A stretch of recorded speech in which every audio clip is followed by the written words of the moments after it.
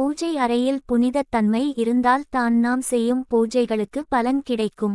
நம்முடைய வீட்டில் நாம் வணங்கும் தெய்வம் வந்து குடியேறும்.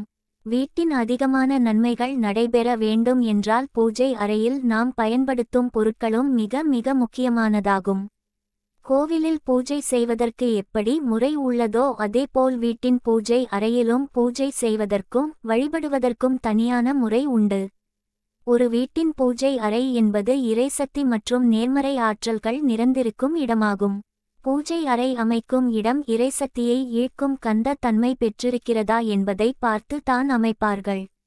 அதனால் தான் ஒரு கட்டும் போதே பூஜை அறை இந்த திசையில் இருக்க வேண்டும், சாமி படங்கள் மற்றும் விளக்கு இந்த திசை நோக்கி இருக்க வேண்டும் என வாஸ்து சாஸ்திர முறைப்படி கட்டுகிறோம். பூஜை அறை மட்டுமின்றி சமையல் அறை, படுக்கை அறை என அனைத்தும் அதற்குரிய இடத்தில் வைத்தால் மட்டுமே அதன் முழுமையான ஆற்றலை நம்மால் பெற முடியும். வீட்டின் பூஜை அறை இருக்கும் இடம் மட்டுமின்றி அதில் நாம் பயன்படுத்தும் பொருட்களும் மிக மிக முக்கியமானதாக இருக்கும். காரணம் பூஜைக்கு என்று நாம் பயன்படுத்தும் பொருட்களை மற்ற விஷயங்களுக்காக பயன்படுத்த மாட்டோம். அதோடு அந்த பொருட்கள் என்பவை நிரந்தரமாக பூஜை அறையிலேயே இருப்பதாக இருக்கும். பூஜை அறையில் வைக்கும் சாமி படங்கள், சிலைகள், விளக்கு மட்டுமல்ல அனைத்தும் தெய்வீக சக்தியை தனக்குள் ஈர்த்து அதை எப்போதும் நிலையாக வீடு முழுவதும் பரவி இருக்கச் செய்வதாக இருக்க வேண்டும்.